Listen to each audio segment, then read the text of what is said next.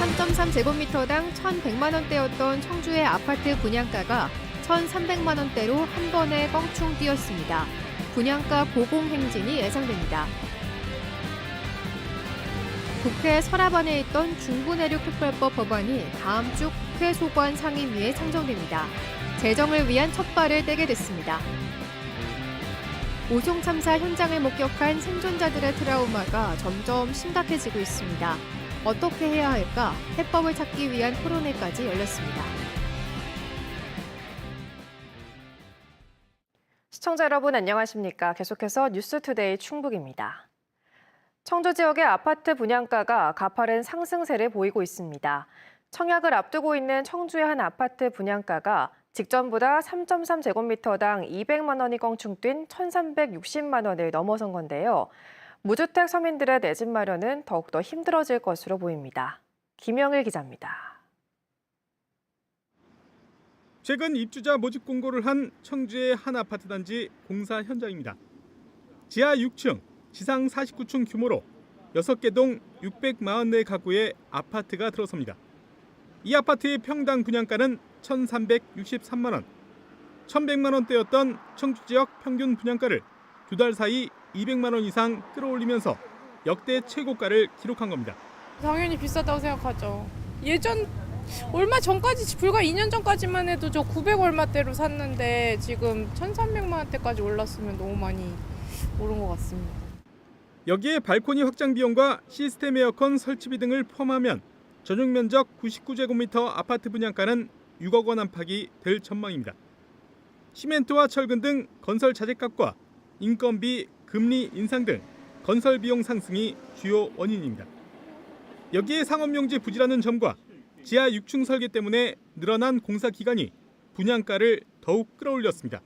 아파트 그 지하층 공사하는 데만 한 2년 정도가 소요되고 총 공사 기간이 한 60개월, 한 5년 정도 됩니다. 그래서 공사비 증가로다가 이제 이루어지고요. 문제는 앞으로입니다. 건설회사들이 늘어난 건설 비용 부담을 호소하는 상황에서 이번에 껑충 뛴 분양가가 새 기준이 될 것으로 예상되기 때문입니다. 당연히 실수요자들의 경제적인 부담도 커질 수밖에 없습니다. 분양받아서 프리미엄 피가 생기는 것도 힘들고 그럼 실수요자 위주로 가야 되는데 실수요자들은 이게 너무 고가이기 때문에 좀 주택 마련하기 힘들지 않을까 생각합니다.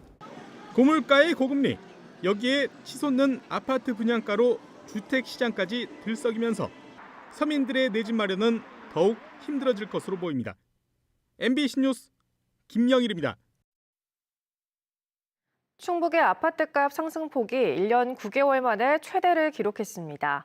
한국부동산원이 발표한 9월 둘째 주 충북의 아파트값 변동률은 0.11%, 2021년 12월 셋째 주 0.12% 이후 최대 상승폭을 나타냈습니다. 이는 경기와 서울, 세종에 이어 전국에서 네 번째입니다. 시군구별로는 청주 상당구가 0.19%로 가장 높았고 서원과 청원구가 0.11%로 뒤를 이었습니다. 9달째 국회에 묶여있던 중부내륙 지원 특별법이 다음 주 상임위의 법안 심사 안건으로 확정됐습니다. 연내 제정을 위한 첫 단계인데요. 이번 기회를 놓치면 심사가 11월로 밀리게 돼 여러 안건 가운데 최우선 순위를 받는 것이 관건입니다. 정재영 기자입니다. 각종 규제에 묶여있던 충청북도와 인접 7개 시도에 특례를 주도록 규정한 중부내륙 지원 특별법. 지난해 12월 발의됐지만 국회 행정안전위원회의 법안 심사는 여야 정쟁으로 번번이 무산됐습니다. 목표인 연내 제정까지 불과 석 달도 남지 않게 되자 김영환 충북지사가 다시 국회를 찾았는데 김교흥 행안위원장과 야당 간사 등을 만난 자리에서 오는 18일로 잡힌 법안 일소위 심사 안건으로 상정됐다는 소식을 확인했습니다. 18일 행안위 법안 일소위가 예정되어 있고 저희 특별법도 그날 논의될 예정이라고 합니다. 특별법 연내 통과를 계속 목표로 많은 활동을 하고 있었는데 이번에 법안 일소위에 상정되는 것 자체가 어떻게 보면 그 시작점이라고 생각해요. 법안 소위 심사는 하루에 여러 법안을 처리하는 방식으로 진행됩니다. 18일 오전에 공청회가 잡혀 오후에만 심사가 진행될 예정이라 우선순위를 받지 못하면 당일 심사에서 밀릴 수 있습니다. 밀리면 20일로 예정된 행안위 전체 회의에 오를 수 없고 다음 달엔 국정감사가 있어 빨라야 11월에 심사될 가능성이 큽니다. 법사위도 거쳐야 하기 때문에 행안위가 11월에 처리하면 특별법 연내 제정을 장담할 수 없습니다. 여야가 협의 중인 우선순위 안건에 포함돼야 하는 이유입니다. 논의될 법안이 굉장히 많다는 얘기를 들었습니다. 그러다 보니까 논의되는 그 우선순위에 좀 위쪽에 있어야지만 이번에 좀 논의가 되고 그다음 절차를 넘어갈 수 있을 것 같은데 사실 그 부분이 제일 관건인 것 같아요. 충청북도와 함께 특별법 연내 제정을 요구하고 있는 시민사회도 이번 기회를 놓쳐선 안 된다는 입장입니다. 107만여 명의 국민이 서명을 통해 법안을 요구하고 있는 만큼 국회가 총선 전국에 들어서기 전 반드시 해결해야 한다고 강조했습니다. 이 법안이 통과되지 못한, 또 제정되지 못한 부분들을 국회의원을 비롯한 정치권에 물을 수밖에 없는 것이고요. 총선과 연계해서 도민들이 심판하도록 이렇게 저희들은 행동해 나갈 겁니다. 9달 만에 찾아온 기회. 특별법의 연내 제정 여부는 오는 18일 사실상 판가름 날 것으로 보입니다. MBC 뉴스 정지영입니다. 오송 지하차도 참사 이후 생존자와 유가족들이 극심한 트라우마를 호소하고 있습니다. 일상생활이 불가능하거나 극단적 선택이 우려되는 사람들이 적지 않아 전문적인 심리 지원과 치료가 꼭 필요하다는 지적이 나옵니다. 김대웅 기자입니다.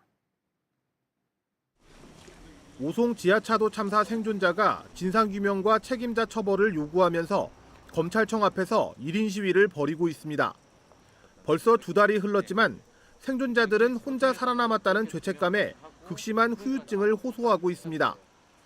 생존자 16명 가운데 정신적인 부상, 즉 트라우마를 호소하는 사람은 14명. 하루에도 몇 번씩 참사 순간을 다시 경험하면서 우울증과 두통, 불면 증상을 호소하고 있는데 일부는 일상생활이 어려울 정도의 극심한 외상후 스트레스 장애 증상을 보이고 있습니다.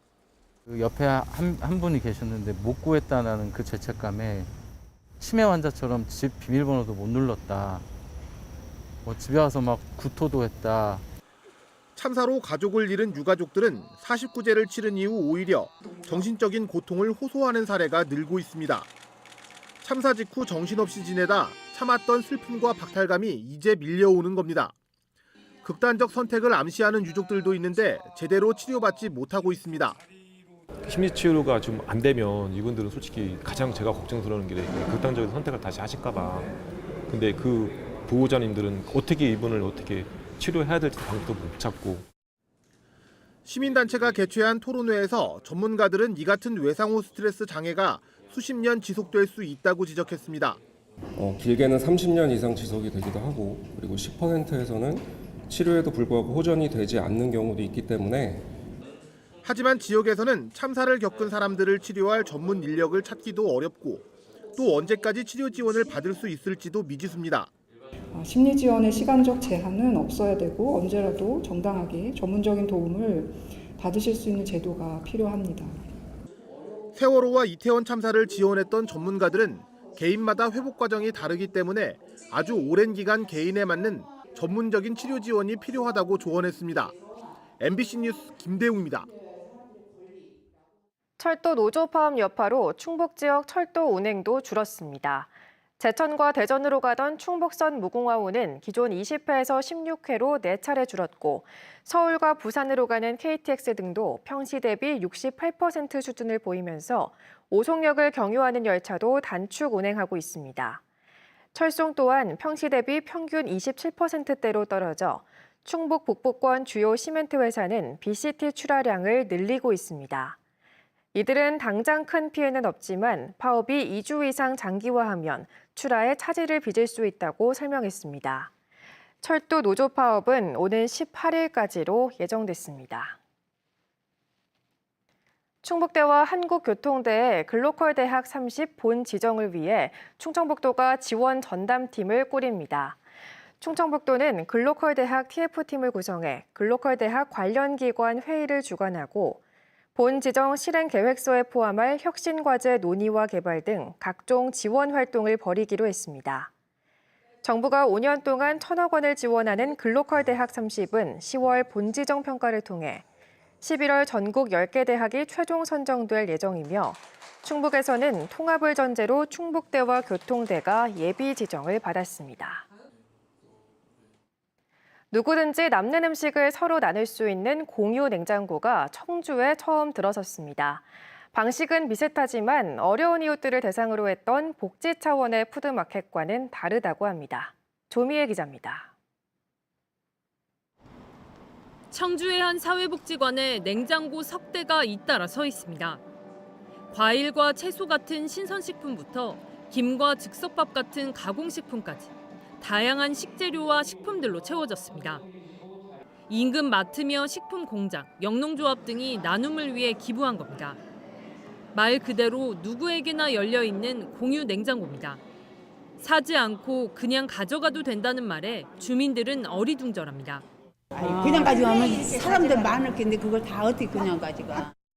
가져가고 다음에 나눌 게 있으면 가져오면 된다는 말에 웃음꽃이 핍니다. 엄청 좋을 것 같아요. 다 못 먹을 수도 있잖아요. 1+1 같은 거. 그걸 하나만 먹고 하나 또 갖다 놓을 수도 있잖아요. 근데 세상에 공짜 없는데 내가 또 갖다 먹으면 또 가져와야죠. 그거 당연히. 충북대 의대 부설연구소가 영양 결핍이나 영양 과잉 문제를 나눔으로 해결하자며 기획했습니다. 방식은 비슷하지만 주로 취약계층을 대상으로 했던 복지 개념의 푸드마켓 등과 달리 이용에 문턱이 없습니다. 남의 시선 때문에 이용을 꺼릴 필요도 없습니다. 여유 있는 음식들을 서로 공유하면서 에너지 과잉 상태와 이 결핍 상태를 해결할 수 있는 우리 충북 도민들의 건강과 삶의 질을 높일 수 있는 중요한 하나의 방법이라서 식자재 마트, 유기농 영농조합, 김치 제조업체 등 세 곳이 선뜻 기부에 동참해 첫 출발은 순조롭습니다. 연 한 3,000개 가량 1kg짜리 김치 정도로 예상하고 있습니다. 만약 이게 반응이 좋고 꼭 필요한 계층들이 더욱더 많아진다 하면은 지속적으로 양은 좀 늘려갈 생각입니다. 이러한 나눔 시도가 처음 있는 일은 아니지만 결국 지속과 관리가 관건입니다.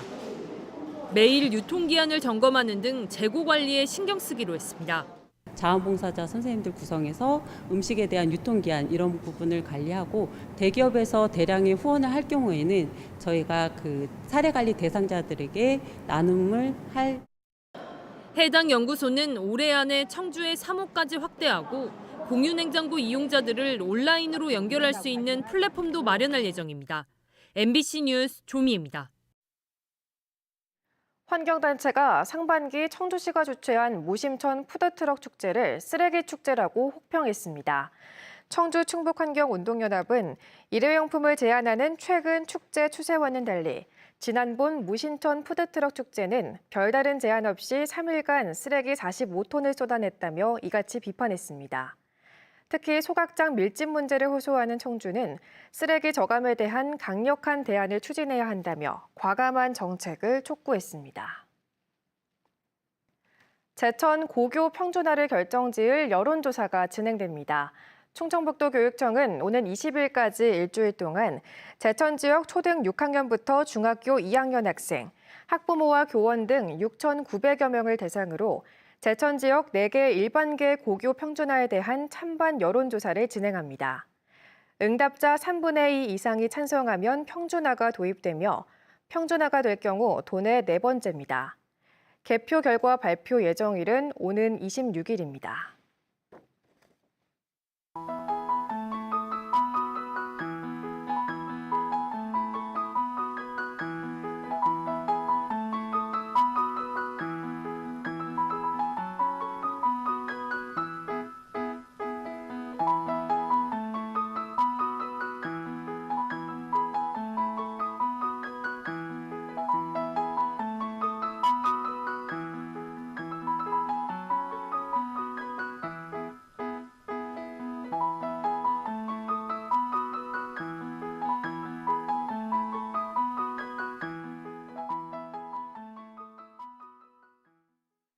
상임위 위원장직을 두고 시작된 제천시의회 여야 갈등이 법정으로 이어졌습니다. 제천시의회 더불어민주당 김수환, 권오규, 한명숙 의원은 국민의힘 소속 의장이 예결위 구성안을 임의 작성해 직권 상정했다며 효력을 정지해달라는 가처분 신청을 청주지법 제천지원에 제출했습니다. 이에 대해 이정임 의장은 적법한 절차에 따라 의결된 사항이라고 반박했습니다. 민주당은 위원장직을 나누라며 예결위를 포함한 상임위 활동을 집단 거부하고 있습니다.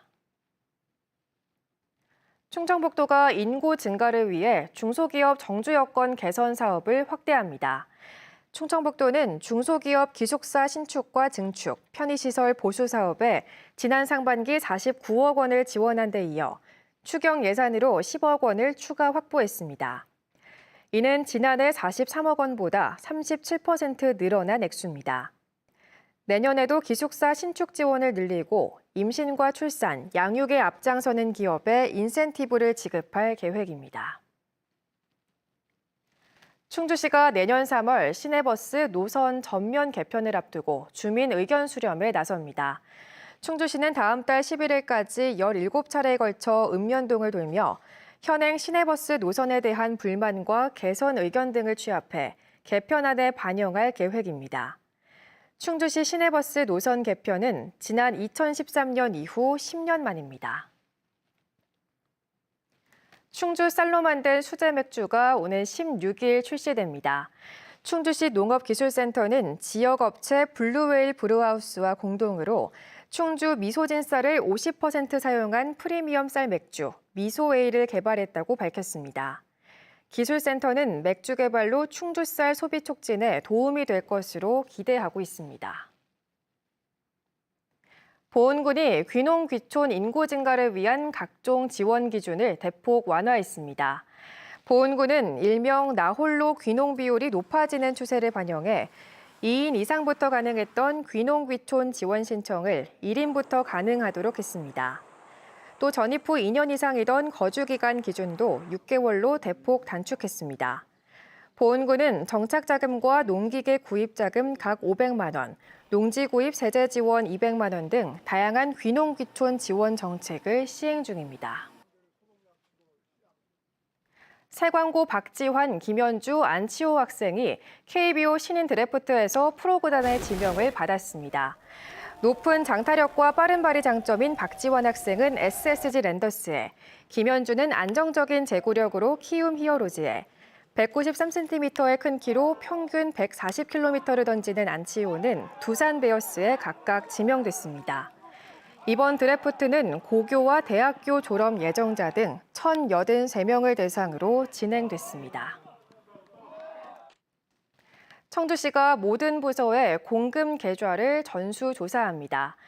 대상은 청주시와 시 산하기관에 공금이 들어있는 모든 보통예금 계좌로 오는 27일까지 계좌 실태와 거래 내역을 모두 조사할 계획입니다.